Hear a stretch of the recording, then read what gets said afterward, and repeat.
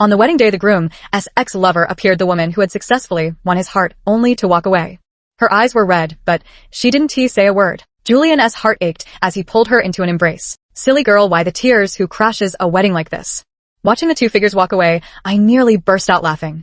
Perfect, I finally don't have to marry this sociopathic freak. One Julian and I grew up together. I stood by him through his most destitute 5 years. Back then, he fell in love with player Leah and severed ties with his family for her. But after successfully conquering Leah, she just walked away without a second thought. He chased after her, calling her name over and over, begging her not to leave. Hoarse from shouting, but she never once looked back. After she left, he drank until his stomach bled and ended up in the hospital from a midnight joyride. It was me who cared for him day and night without rest, standing by him as he rebuilt his life. After 5 long years, he finally agreed to marry me, yet at the wedding, just as we were about to exchange rings, the vanished Leah reappeared. She said nothing, did nothing, just stood there. The moment her eyes reddened slightly, Julian lost his mind too.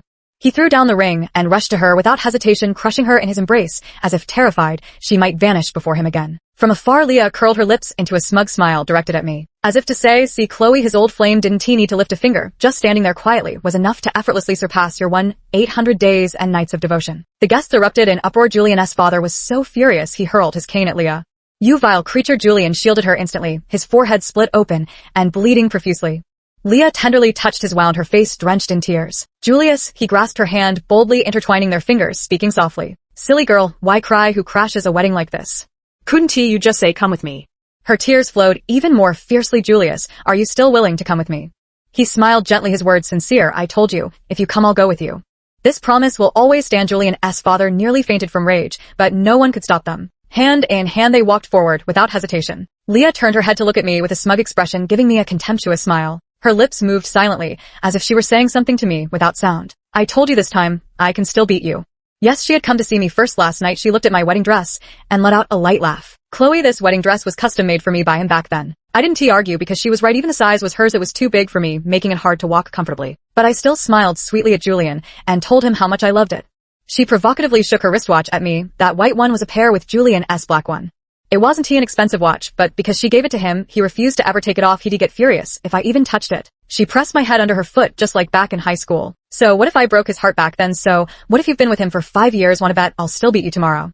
Tears streaming down my face, I begged her, stay away from him. After you deceived and betrayed him, he'll torture you to death. She smiled. Torture me? What do you know? I'm his white moonlight, and white moonlight remains forever pure and flawless. For watching their perfectly matched silhouettes at this moment, I lowered my head in desolation. I had to recall every sorrowful thing in my life to keep from laughing out loud. I believe it, of course. I believe you can win against me. I even want you to win more than you do yourself. Otherwise, I'd have to marry that damn pervert Julian. I've known for a long time that this world is a novel. Julian is the male lead, the player is the female lead, and I'm the malicious childhood friend standing in their way. If it weren't for following the plot, I would have pulled the plug on Julian's ventilator the moment we reached the hospital. Because he is a complete sociopath through and through. He had long known he was the male lead, the master of this world. Outwardly, he was the epitome of a modest gentleman, the most outstanding son of the family. But in truth, everyone in his eyes was merely a plaything for his amusement. Back in high school, I witnessed with my own eyes as a female classmate confessed her feelings to him. Julian, I like you. He lowered his head to look at her and smiled gently. Really? Then would you die for me?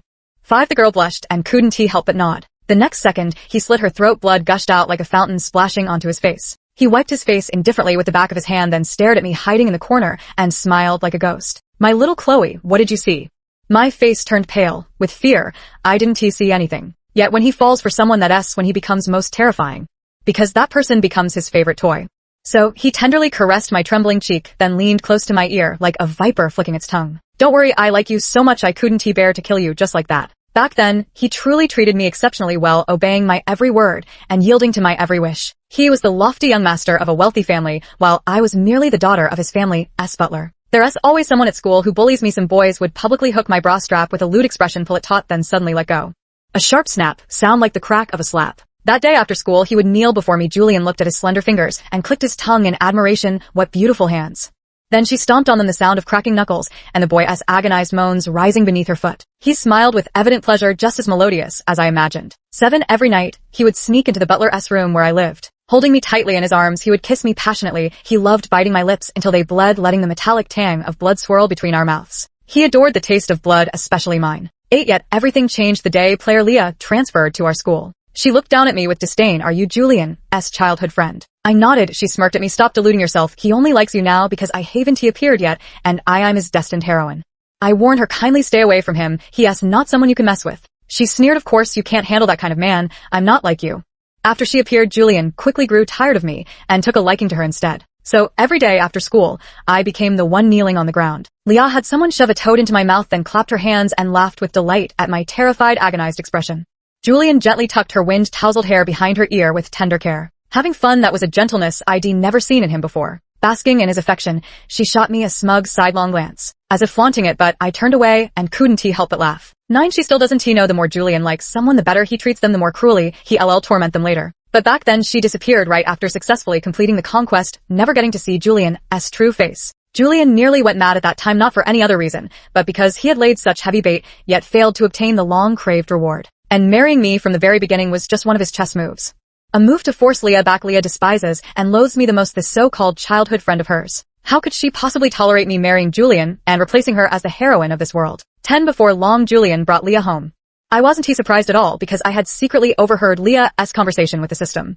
Host, you've already received a 500,000 reward for completing the last mission. Are you sure you want to accept another task? Of course, ISN. The whole point to take everything Chloe has so I can stay in this world. What's so great about returning to reality? Here I'm the one and only female lead. But if you fail the mission, you'll be eliminated. She laughed. With such an easy mission, failing would be harder than succeeding. Leah settled into Julian's home with unapologetic confidence. Julian knelt before his parents and declared his intention to marry her. At first, Julian's parents adamantly refused, with his mother weeping bitterly in opposition. That car accident years ago, it was Chloe's mother who pushed me out of harm's way, giving her own life to save mine. And this girl has stayed by your side for 5 years. If you think we'll let this woman cross our threshold, don't even dream of it.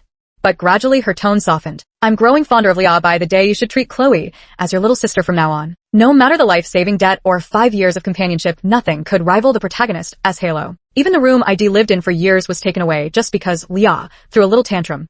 Julian's mother said indifferently, if she likes it, let her have it. For a housekeeper's daughter, providing you shelter was already more than generous. Leah triumphantly shoved me into the butler's room and slapped me dozens of times.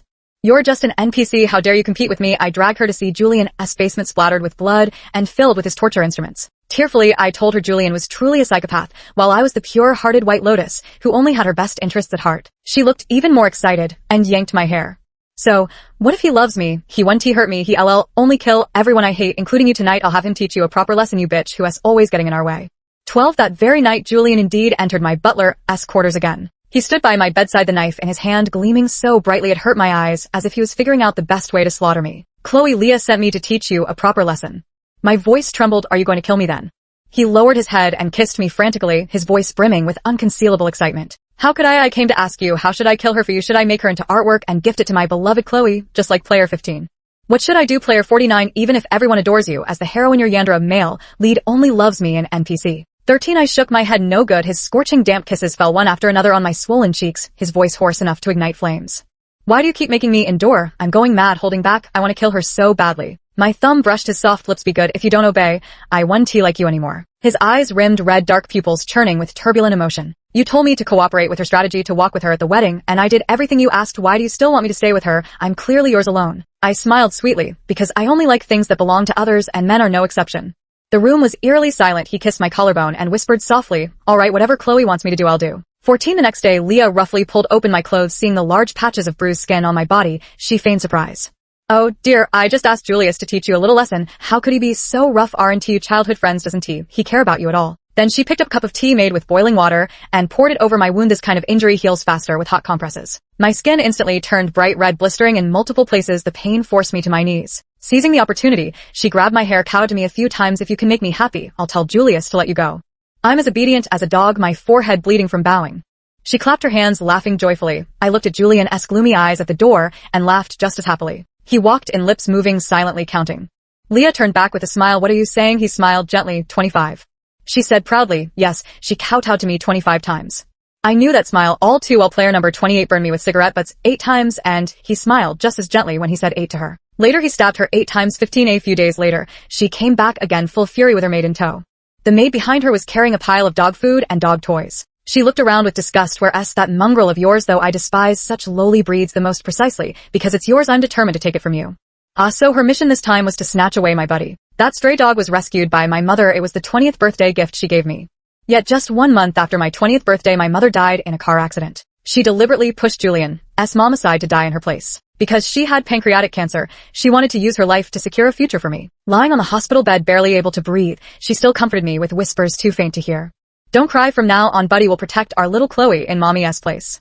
But now Buddy is about to be taken away too. Hearing the sound of food, it wagged its tail happily and ran to Leah. It had never seen so much delicious food and fun toys before. I called out to it almost pleadingly, Buddy, come here. 16, but it ignored me, burying its head and eating with delight. Leah walked over, patted my face, and smirked disdainfully. Chloe, I'm the heroine, and you're the villainess. No matter how hard you try, you don't deserve a shred of love. Your mother abandoned you, Julius abandoned you, and now look, even the dog wants nothing to do with you. As an NPC, your life is meaningless. Your existence is solely to drive the plot forward, so don't delude yourself with things that were never meant to be yours. My eyes reddened as I gripped her throat fiercely. My mother never abandoned me. She laughed maniacally. Go ahead, strangle me if you dare. I tightened my grip, her face turning blue and purple. But the next second, an explosion of pain erupted inside me like fireworks, forcing me to my knees. Leah stepped on my head. Deviating from the plot triggers the system as punishment. In this world, only the protagonist has freedom. Remember that, you damn NPC. After she left, I raised my head and wiped the tears from the corners of my eyes. Rest assured, noble heroine, I will surely kill you along with the system that robbed me of my freedom. None of you will escape. 17 Buddy soon forgot about me, no longer wagging his tail and running toward me in delight when he saw me. But I don't blame him. In this world, NPCs are just machines receiving commands, acting accordingly, and performing the scenes arranged by the system. We have no right to resist. We were born to be the unfavored ones. Leah loosened the leash, crouched down to pat Buddy's head, then pointed at me provocatively. Go bite her. The moment her voice fell, Buddy charged toward me. I couldn't fight back, closing my eyes in despair. 18, yet the expected pain never came. I opened my eyes to find Buddy standing quietly before me, his eyes glistening as if drenched by a downpour. Leah was beside herself with rage, her voice cracking as she screamed, stupid dog, what are you doing? I told you to bite her. I'm your owner. Buddy didn't move a muscle, just gazed at me silently before lowering his head to lick my hand, just as he had done 1,000 times over the past 5 years. This was its way of showing affection. Then it turned and ran toward Leah, swift as the wind. Leah's scream pierced the air as it sank its teeth into her calf. Crimson beads of blood fell like broken strings of pearls. She beat at it frantically. Crazy mutt, have you lost your mind? How dare you bite me? Tears gushed forth, threatening to drown me. It wasn't insane, it was defying the system to protect me, keeping its promise to Mom. 19 Buddy soon whimpered and convulsed. It was being forcibly punished by the system. Seizing the opportunity, Leah yanked its leg and slammed its head violently against the ground with a loud clang. I rushed over to pick it up, but blood was already seeping from its mouth. It had stopped breathing. Leah looked at us with disdain. NPCs will always be NPCs, even with awakened consciousness. You're still just NPCs. See, this is what happens when you harm the protagonist. She crouched down and patted my cheek with a smile. Chloe, this is just the appetizer. The real fun is yet to come. I held Buddy's corpse from dawn till dusk. Its warmth gradually slipped through my fingers until it turned cold, so cold it chilled my heart. Julian ran towards me like a madman and hugged me, his eyes bloodshot, his voice cold and hoarse. I'm gonna kill her right now, chop off her hands and feed them to the dogs. I bit down hard on his shoulder blade, the taste of blood filling my mouth. You can't. Even if you tear her to pieces, there will still be endless new players coming, and I'll still be that helpless NPC who can't protect myself. I slowly forced out a smile. Besides, what is so fun about killing her? She was right, the real fun was yet to come. I pried Buddy's closed eyelids open 1 millimeter at a time. Buddy, you better watch closely how I send those who killed you straight to hell. 20 Julian treated Leah better and better, and she grew fonder of him by the day. He merely gave me a music box, yet she flew into such a jealous rage that she smashed it to pieces. You little vixen, if you dare let him glance your way again, this will be your fate. Tears welled in my eyes as I trembled like a leaf in terror, yet once she left I smiled with quiet delight. She finally fell in love with him, not to completely steal him away from me, but genuinely fell in love. Every failed attempt at conquest drains the system's otherworldly energy significantly. The more the plot progresses, the greater the drain, so the system fears failed conquests more than the players do. I heard the system warn Leah, host, the system has detected some anomalies in the male lead. She was anxious. Has he fallen for Chloe again? The system replied, I haven't detected any specific issues yet, reminding you again, if this mission fails you will be completely erased, unable to exist in any form across any dimension. You now have one final opportunity to choose to terminate the mission and return to the real world. Do you wish to abort the mission? Leah remained silent for a long time, indicating she needed more time to consider. 21 The next day Julian appeared before her carrying an armful of gifts. Luxury watches, diamond necklaces, haute couture gowns. Each one was worth 1,000 times more than that music box. These are the gifts I owed you during the 5 years you were away. Now, I'm making it up to you. He pointed to each item as he explained, these earrings were what you said you liked back then, a Valentine's Day gift. This pearl necklace was for your 24th birthday. Before he could finish speaking, Leah was moved to tears. She angrily demanded an explanation. Then, why does Chloe get one too? Julian smiled helplessly. That music box was just a freebie from the store. How could I possibly present such shoddy merchandise to you? She smiled knowingly, giving me a smug sidelong glance. Exactly, certain things suit certain people. That night I heard her say to the system with radiant enthusiasm, "System, I want to stay here for Julian to be his heroine." And that night her male lead pinned me against the wall, gripping my throat as he kissed me. His hand pressed against my waist, burning hot, as if it might scorch me, his voice hoarse, as though seared by flames. "Chloe, say you love me." I hooked my arms around his neck, tilting my head to kiss his atom as apple, the words spilling from my lips, "I love you." His pupils trembled, and he couldn't suppress a muffled groan. I watched Leah across from me cradling those gifts with a sweet smile and slowly curled my lips into a smirk. Dear player number 49, welcome to my hunting hour. 22 Leah was in a car accident, suffering kidney damage and in need of a transplant. She lay pale-faced on the hospital bed, yet her expression remained as defiant as ever. "Chloe, you'd better take good care of your body lately. After all, your kidney will soon be mine. Don't mistreat it." This was her final mission, to take my life. If Julian forces me to donate my kidney to her, I'll die, and her mission will be complete. With red-rimmed eyes, I gazed at her pitifully. "That's my kidney. Why should I give it to you?" She seemed to have heard something amusing and couldn't stop giggling. "Why? Because Julian loves me. Even if I wanted your life, he'd give it to me right away." Confidently, she pulled out her phone and dialed Julian's number. But her expression soon turned cold inch by inch. Because Julian wasn't answering her calls, she grew panicked, dialing one number after another. But each call vanished without a trace. Not a single response returned. I leaned down, watching her with amusement. "Don't waste your effort, Haven. You noticed after all this time since your accident, he hasn't visited you once." 23. She frantically grabbed my hand, her nails digging into my flesh in desperation. Eyes wide with terror, filled with fear, regret, agony, and disbelief. Then, struggling and screaming, she smashed all the medical equipment in the ward to pieces. Panting heavily, her voice so shrill it could pierce my eardrums. "Chloe, bitch, stop trying to drive a wedge between us. I know you hate me for taking everything from you. Julian loves me. He loves me so much. Just wait. I'll dig out your kidney and give it to me any moment now." Yet Julian never showed up. Once the one who came to the hospital every single day, without fail, to stay by her side was me. Because the sight of her suffering was just too exhilarating for me. After a week, she finally couldn't take it anymore. Clutching at my pants like a dog, she begged me on the floor, "Chloe, please let me see him." Her eyes were vacant, lifelessly shedding tears like a discarded ragdoll, utterly broken. Her desperate and pitiful appearance was truly... I loved it, so I took my time to appreciate it thoroughly before finally smiling sweetly and saying, "All right, I'll take you to see him." 24. I led her to Julian's basement. The walls were smeared with blood, the stench overwhelming. The moment she stepped inside, she couldn't help but retch. I politely apologized to her. "I'm sorry. He has bad habits. He never likes to clean up after killing someone." I led her forward, enthusiastically explaining. "This mummified corpse is player number 28. She always liked to burn me with cigarette, but so Julian turned her into smoked jerky. He thought she'd appreciate dying that way."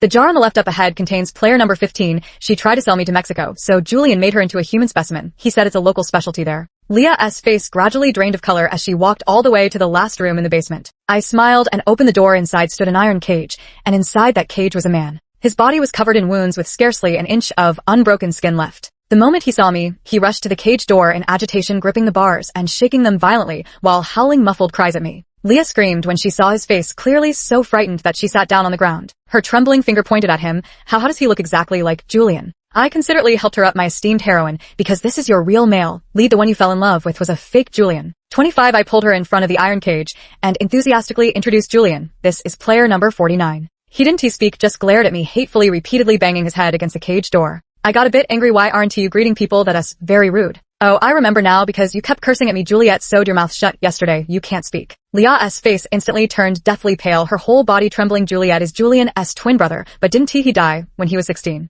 I nodded approvingly. "Yes, my foolish heroine, both you and the system have been tricked by us two NPCs." The system gasped softly. "So this is where the male lead's problem lies. He has been swapped out." Leah turned to run but was knocked unconscious with a single blow before she could take 2 steps. Juliet, the NPC who had been impersonating the male lead all along, dragged her toward me. 26. My name is Chloe. I'm the villainess in a novel, and this fact was told to me by the male lead Julian. That year I was 16, hopelessly infatuated with my childhood friend Julian.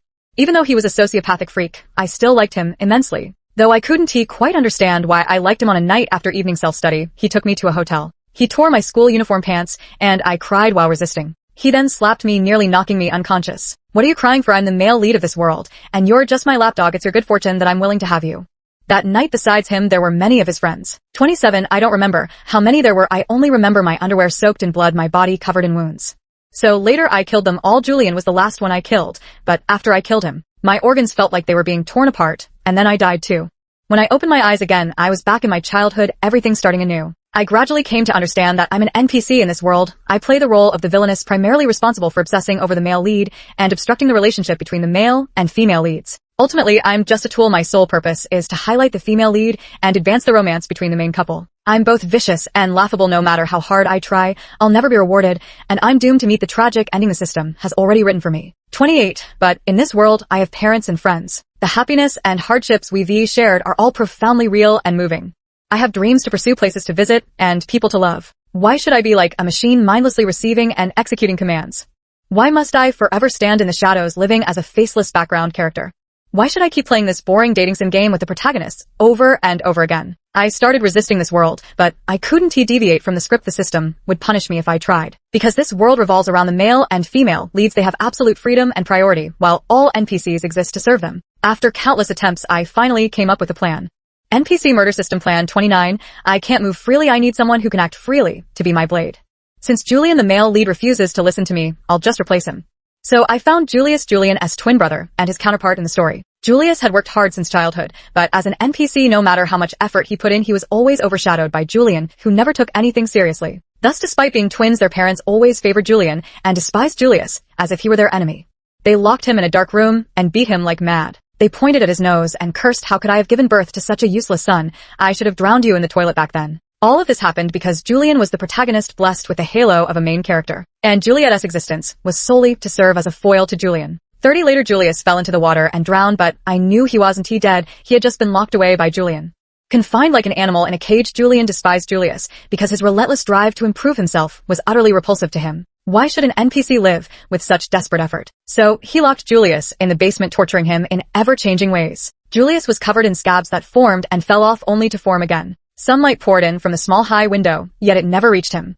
He reached out to grasp it, but before his fingers could touch the warmth he longed for, Julian crushed every knuckle of his hand. And so, like a plant deprived of sunlight, he withered away, slowly rotting in the darkness. Julian really loved seeing him lying on the ground like a dog, unable to get up again. He smiled, "That's right, this is how an NPC should behave." 31. I reached out my hand to Julius in the cage. "Come, let us walk out of this prison together." I meant both the cage that trapped him here. It is also the cage that the system has placed over the heads of every NPC like us. The cage that trapped us in the plot. He tentatively reached out his hand, only to withdraw it helplessly in the end. His eyes were pitch black, letting in no light at all. "I'm worthless. No matter how hard I try, I can never catch up to Julian. No one likes me, not even my parents. Julian says people like me only deserve to stay in dark cages." I grasped his grimy hand. "You're not worthless. There are just some stupid, wicked people who can't shine themselves, so they try to snuff out everyone else's light." I leaned in, my breath scorching past his neck, his body trembling uncontrollably. "People like him deserve to be locked in a cage, so shall we put him in this cage?" He looked at me, a glimmer rising in his eyes. "If you wish it, I'll make it happen." From that day on, Juliet took Julian's place as the protagonist, while Julian became the NPC locked in the cage. The system detected nothing. 32. The system gains energy by successfully running this world according to the script. Thus, it continuously lures girls into this world with monetary rewards to pursue the male lead, because this world needs a female protagonist. Those players are all ordinary people from the real world, unremarkable girls who would disappear into a crowd. But the moment they arrive here, they transform into female protagonists who need do nothing yet are loved by everyone. They live at the pinnacle of this world, towering above all authority, with every NPC at their mercy to spare or slaughter as they please. Once the weak, they became the strong, and their first act was to turn their blades upon those weaker still. So they all loved to bully me. The real Julian would join them in tormenting me because they knew how to please him, all to win his favor. Even though he knew they were trying to win him over, he was too pleased by their attentions to care. When he is pleased, he'll give them some rewards, because in his eyes I'm nothing, just one of his dogs. Dead is dead, no big deal, but Juliet is different. He says he is my dog, even though he has become the protagonist, the ruler of this world. He is still willing to forever be this NPC's dog. 33. Every time a strategy fails, the system's energy suffers depletion. The further the plot progresses, the greater the damage to its energy when failure occurs at critical moments. Therefore, we must advance the plot to drain its energy. And so, I was subjected to repeated humiliation and torture by 48 players taking turns. Then Juliet killed them one by one, making them suffer 1,000 times the pain I had endured. But for a full 48 attempts, we couldn't manage to kill the system. So on the 49th try, I had Juliet cooperate with Leah's strategy, then lure her back to claim the second mission. Because once Leah succeeds in her second mission upon entering the world, the hidden storyline will be successfully unlocked. She can stay here forever as the heroine, and the system will also receive a massive energy source as a reward, sustaining itself endlessly from then on. But if she fails, she will be erased, and the system's energy will be completely depleted, losing all control over this world. This is a high-stakes gamble, and everyone at the table is betting. 34. Leah woke up. She found herself tightly bound and struggled like mad. Julia was sharpening a knife in the next room. The scrape of the whetstone didn't sound like it came from next door. It sounded like it came from the depths of hell. I swayed on the swing, my pristine skirt fluttering with each movement, stained with patches of blood, like roses blooming in the dark night. I flashed her a sweet, obedient smile. "You're awake." My smile was radiant, yet she trembled and sobbed in fear. Why I finished the guide ages ago, even if he wasn't the male lead, his affection meter was maxed out. He was supposed to love me dearly. Next door, Juliet's knife sharpening hands. Didn't he stop moving even faster now? I jumped off the swing and gently touched her trembling cheek. Because your system is too stupid, it judges his affection level based solely on the male lead's actions. And Juliet's real affection level toward you has always been negative. Do you know what has been forcing him to keep up this act with you? Her hair was disheveled, fat teardrops streaming continuously from her swollen, reddened eyes. I leaned close to her ear and laughed delightedly. That would be to kill you.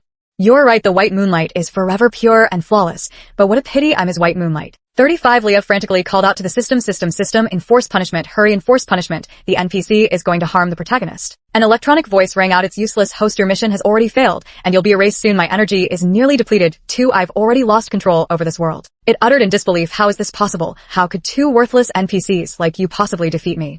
I sat back on the swing, pushing myself higher and farther with each movement. My voice mingled with the whooshing wind, was carried to a distant place. Because you only see the surface, that's why you can't hear the earth-shattering cries from within every NPC's heart. That was our cry for freedom at 36. Julius's knife was honed to such a sharpness it could reflect one's shadow. His voice was icy cold enough to freeze blood in veins. You made Chloe kowtow 25 times. Now I'll carve you into 25 pieces. Leah finally shattered completely. Tears streamed down her face as she thrashed wildly, screaming hoarsely, her beautiful features twisted with terror and despair. Juliet expressionlessly pulled out a toad and stuffed it into her gaping mouth, just as she had done to me all those years ago. Thus she could only emit fragmented whimpers from her throat. Juliet suddenly turned her head and smiled gently at me. Chloe, I'm going to dismember her. It'll be quite bloody. Would you rather wait for me back home? I remained silent for a long while before shaking my head and smiling cheerfully. Such a wonderful scene. Of course I have to stay and watch. Epilogue: the system vanished, and this world restarted. Without his protagonist, Halo, Julian was nothing but a complete loser and pervert. His parents no longer favored him, and as someone who idled away his days without learning anything, he was fairly deemed trash. At 16, he was sent to juvenile detention for rape. That's more like it. Someone like him should be locked in a cage forever. Juliet's efforts and intelligence were finally recognized by everyone. He lived as brightly and brilliantly as his name suggested. My name is Chloe. I'm not the villainess, I'm just Chloe. I never ruin anyone's feelings. My love has always been open and free-spirited. No more strange women will come to snatch away what's mine and then cruelly bully me. I also have the best mom in the world. Her job is alive and housekeeper. She works efficiently and diligently, warm-hearted and kind to everyone. She wouldn't develop cancer just because the system forcibly tied her daughter to Julian. Let her fight for Julian's mother's slim chance of survival in her dying moments, making Julian's family indebted to Chloe and supporting their relationship. She would live a long, healthy, and happy life. She rescued a stray dog. She named it Buddy and gave it to her beloved daughter Chloe as a 20th birthday present. She wished for Chloe to have a fulfilling and happy life, and as she hoped, I've been happy and joyful every single day. Right now I'm comfortably lying on the sofa basking in the sunlight. Buddy came running over, wagging his tail, and jumped into my arms, eagerly licking my hand. I know this is his way of showing affection, so I sat up and ruffled his furry head, responding warmly, Buddy, I like you too. The man beside me grew displeased. He pulled me over, and before I could react, I found myself seated on his lap. His hand rested on my waist as his narrow eyes fixed on me. Who did you just say you liked? I found it amusing and tugged at his tie. Juliet, are you out of your mind? The next second, with a forceful pull from him, I tumbled into his embrace. He pinched my chin and kissed me. Our lips and tongues entwined, my mouth filled with his crisp scent and scorching heat. After what felt like an eternity, he finally released me, tilting his head to nibble my earlobe before murmuring petulantly, you can only like me. I leaned against his shoulder, panting lightly. Juliet, Buddy is a dog. He lowered his head to kiss me again, his voice hoarse and feverish. I'm your puppy too, so tell me, who's your favorite puppy? I was kissed breathless by him, pleading repeatedly. All right, I like you the most. He cupped my face and gazed at me, the deep affection surging in his eyes, nearly drowning me. Promise me in this lifetime, the next, and the one after, that you can only like me the most. Okay, the end.